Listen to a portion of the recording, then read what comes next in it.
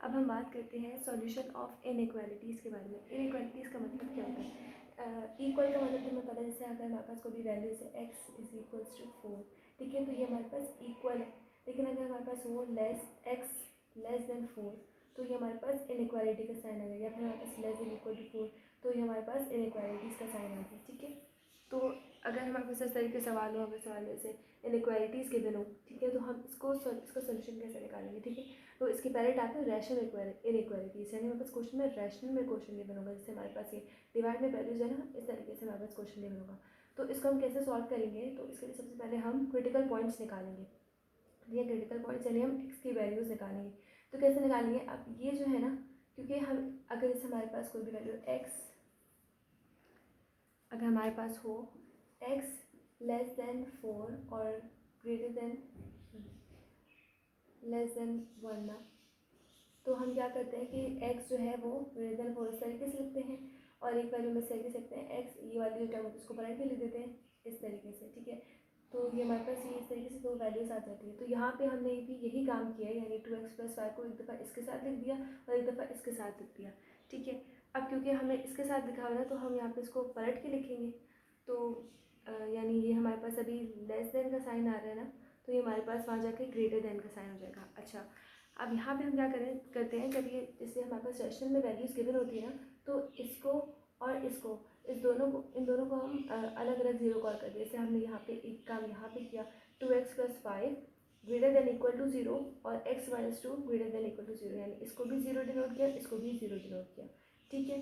तो अब क्या करेंगे हम, यहाँ पे हम x की वैल्यू को अलग कर लेंगे, यानी ये -5 है, वहाँ जाके वो +5 है, यहाँ जाके माइनस हो जाएगा, और यहाँ पे 2 मल्टीप्लाई में तो वहाँ जाके डिवाइड, तो हमारे पास x1 हम इसको 0 कर दें, x में आगे हमारे पास ग्रेटर देन इक्वल टू -5/2, ठीक है। हमारे पास पहला क्रिटिकल पॉइंट आ गया।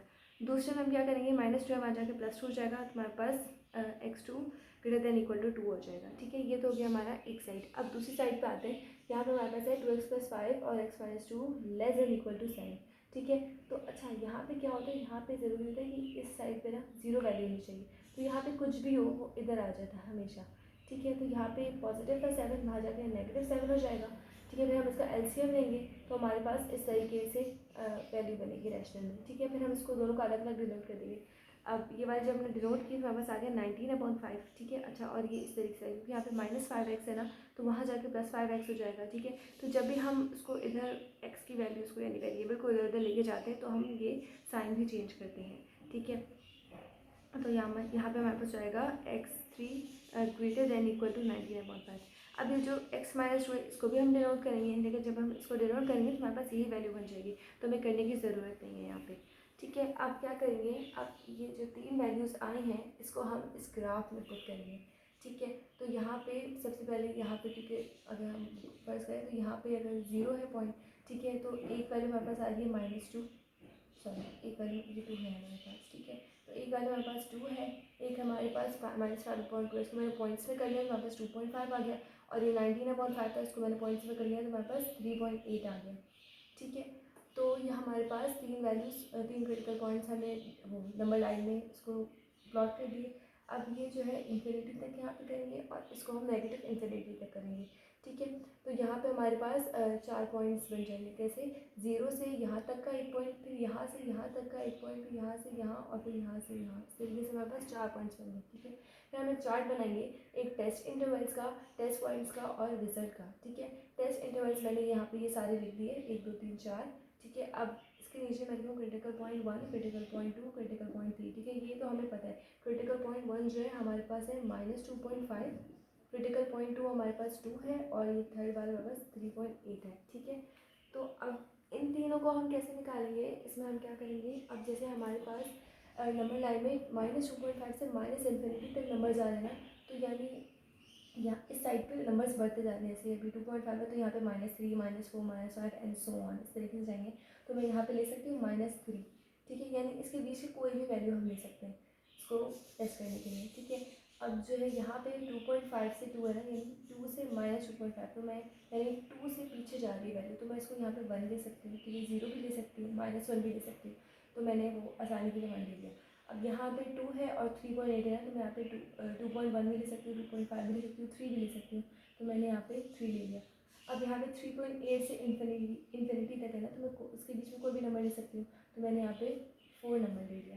ठीक है, अब हम क्या करेंगे, अब हम इन सारी वैल्यूज़ को जो है ना इस वाली इक्वेशन में पुट करेंगे। यानी हमारे पास जो क्वेश्चन है 2x+5 x/(x-2), इस वाली इक्वेशन में हम जो है ये सारे पॉइंट्स रख के देखेंगे। ठीक है, तो पहले हम लिख लेते हैं x = -3। ठीक है, फिर x = 1, फिर x = 3, x = 4, x = -2.5 और x = 2 और x = 3.8। ठीक है, अब हम क्या कहेंगे, मैंने यहाँ पे लिखा है आंसर शुड बी 0,7। अब ये वैल्यू कैसे आई, यहाँ पे हमारे पास जो ये चीज़ें गिवन है ना, इसका मतलब है कि यानी अगर मैं सपोज करूँ x इसको ले लूँ ना, तो यहाँ पे हमारे पास जो x है ना वो << 7, यानी 7 से कम है और 7 भी शामिल है। ठीक है, और इसी तरीके से यहाँ पे ग्रेटर देन, क्योंकि मैं इसको अगर पलट के लिखूँ तो ये ग्रेटर देन 0 हो जाएगा, ग्रेटर देन इक्वल टू, तो यानी 0 से लेके आगे तक सारे नंबर्स और 0 भी शामिल है, तो यहाँ पर इस तरीके से ये वैल्यू आ गई। ठीक है, तो अब हम इसको जो है इस इक्वेशन में पुट करेंगे, यानी x -3 रखेंगे, तो हमारे पास क्या हो जाएगा, 3 2 6, -6 + 5 यानी हमारे पास हो जाएगा -1, और ये डिवाइड में क्या है, 3 -3 यानी -5 हो जाएगा ना, तो हमारे पास आंसर आ जाएगा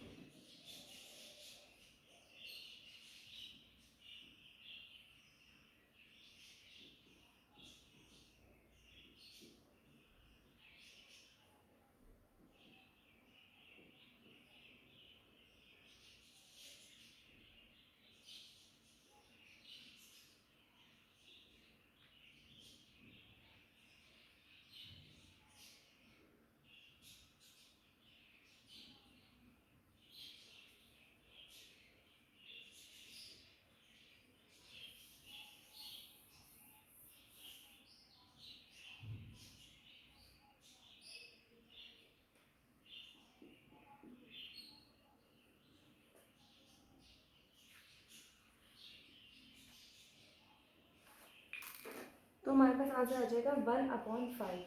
ठीक है, अब यहाँ पे हमें देखना है कि ये बिलोंग्स टू 0,7 करता है कि नहीं, यानी ये 1/5 जो है ये इनके बीच में वैल्यू आती है या नहीं। तो 1/5 का होता है 0.2 होता है ना, तो ये 0 से लेके आगे तक जाएंगे, यानी 0.2 हमारे पास शामिल है, तो हम यहाँ पे लिख देंगे सेटिस्फाई।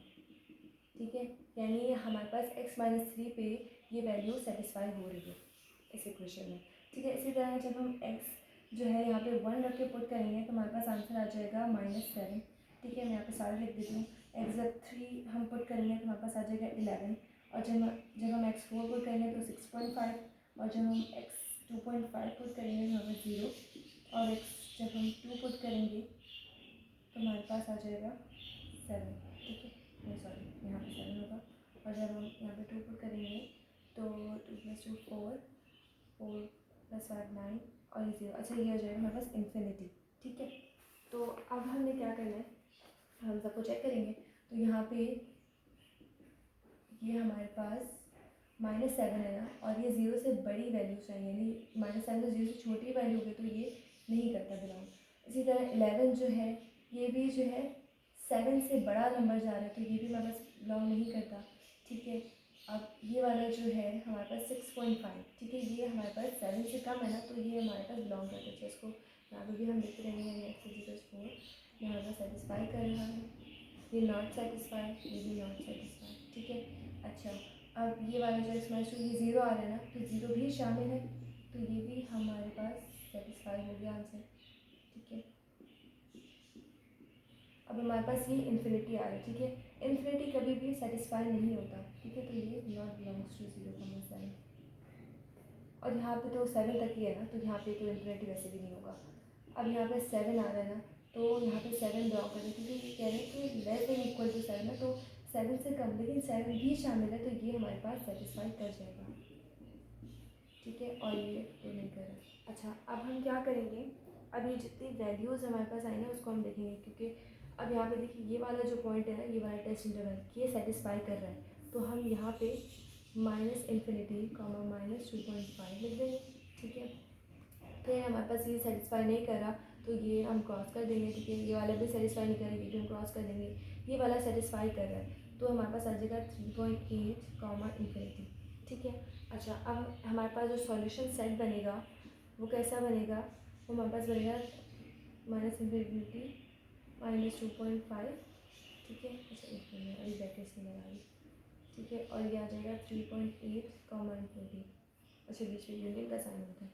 अब यहाँ पे देखें, यहाँ पे हमारे पास एक तो -∞ आ गया, ठीक है। हमारे पास राउंड ब्रैकेट आ गई, ठीक है। इन्फिनिटी के साथ हमेशा राउंड ब्रैकेट लगती है। अब यहाँ पे -2.5 है ना, तो ये सेटिस्फाई कर रहा है, तो जो चीज़ सेटिस्फाई करेगी उसको हम इस तरीके से स्क्वायर ब्रैकेट करके लिखेंगे। अब 3.8 है, ये भी सेटिस्फाई कर रहा है, तो हम यहाँ पे स्क्वायर ब्रैकेट करेंगे।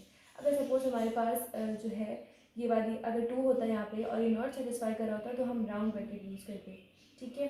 तो ये चीज़ अब हो गई। अब इसके बाद हम एक काम लास्ट और करेंगे, वो हम करेंगे नंबर लाइन में इन वैल्यूज़ को पुट करके हम जो है वो इंटरवल्स बनाएंगे, ठीक है। तो ये हमारे पास हो गया -∞, ये हमारे पास हो गया ∞। तो एक हमारे पास 3.8 वैल्यू आ रही है और एक हमारे पास -2.5 आ रही है, ठीक है। तो अब हम क्या करेंगे, अब ये कह रहे हैं ना कि 2.5 और 3.8 दोनों जो है वो सेटिस्फाई कर रहे हैं, तो हम इस तरीके से ये वाले पॉइंट्स यूज़ करेंगे। और ये क्योंकि यहाँ से यहाँ तक जाएंगे, इसके और इसके दरमियान है ना, तो इस तरीके से मैं इसको शो कर दूँगी। और ये वाली भी 3.8 से ∞, यानी यहाँ से ∞ तक जाएगी, ठीक है। तो ये हमारा ग्राफ हो गया नंबर लाइन पे, और ये हमारा सॉल्यूशन सेट हो गया, तो ये हमारा आंसर हो गया।